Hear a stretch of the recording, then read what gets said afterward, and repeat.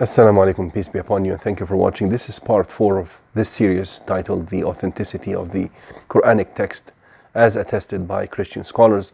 And as I mentioned in parts 1 to 3, it is very unbiased and a neutral approach to bring forth testimonies of Christian scholars who are concerned with tarnishing the image of Islam and quoting from their books what they had to say about the authenticity of the Quranic text. Because this point in particular, that the Quranic text is authentic and preserved and unchanged since the time it was revealed to the Prophet Muhammad, is not a matter of any serious debate in academic circles. It is only some naive, green, uneducated YouTubers who have no background in Islamic studies who make these false, baseless claims. And these videos are made to refute their baseless claims, and the refutation is based on testimonies by people who have dedicated their lives to studying the history of Islam and the history of the Quran, and to studying Islam in general. And those people I'm quoting are not Muslims and are not people who are in favor of Islam. Many of them are actually against Islam and are quite concerned with providing a distorted image that would sway people away from Islam in their books. But despite being so biased, at least some of them, they cannot challenge this point of the authenticity of the Quran. And please refer to the previous quotations I recorded in parts 1 to 3 of this series. We go on and quote some other scholars, other Christian scholars, such as Hamilton Gibb, one of the leading Orientalists of the 20th century. He says, it seems reasonably well established that no material changes were introduced. He means to the text of the Quran, talking about the text of the Quran. He says, it seems reasonably well established that no material changes were introduced, and that the original form and contents of Muhammad's discourses were preserved with scrupulous precision. Imagine this. And of course, I mentioned that the references, I mentioned in the previous videos that the references for all these quotations will be in the link that will take you to the PowerPoint presentation that contains all these testimonies. So here he says that the contents and the form of Muhammad's discourses and teachings were preserved with scrupulous precision. This cannot be said about any other book, including Christian books, the New Testament, and of course cannot be said about the Old Testament.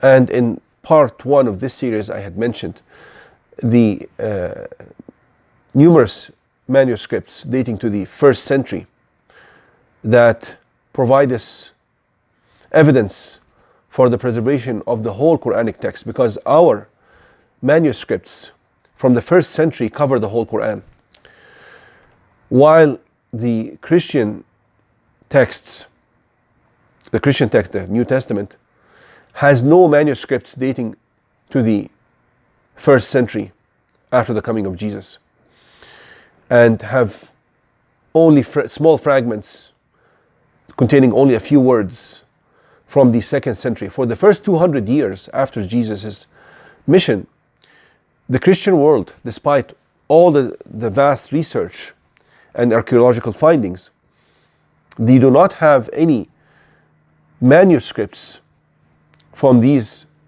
first 2 centuries, which are titled in Christian academic circles as the obscure zone, the gray zone, the obscure zone. The history of the New Testament text is not known, while the history of the Quranic text is so well preserved. Every single word revealed to the Prophet Muhammad in the Quran, we know how it was delivered to us.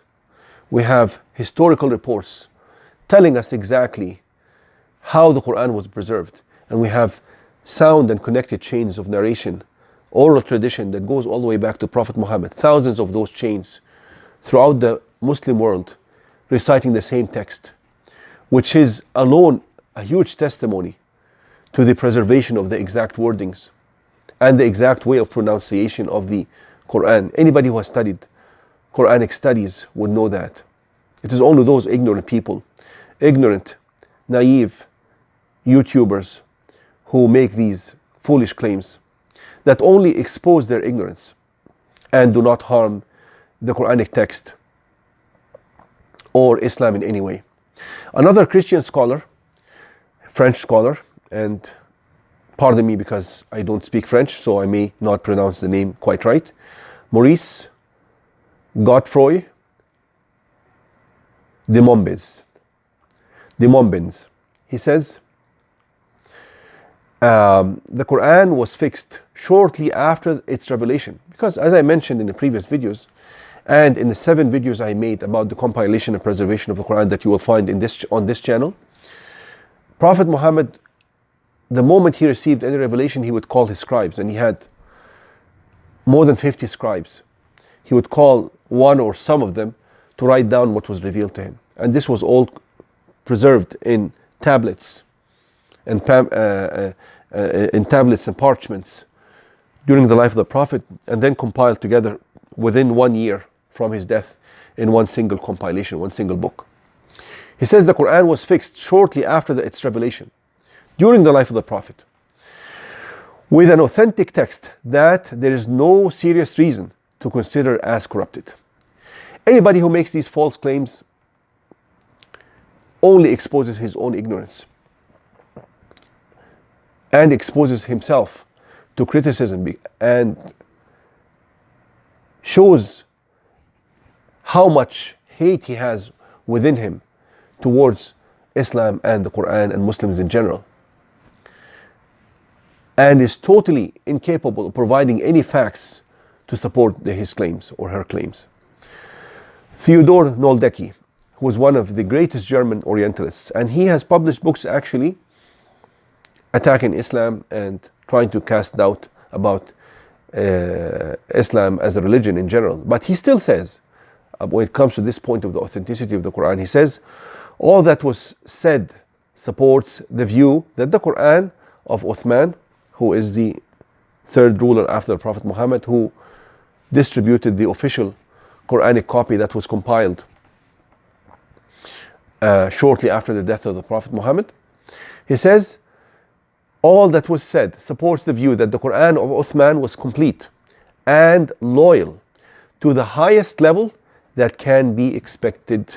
Please see the references in the link below.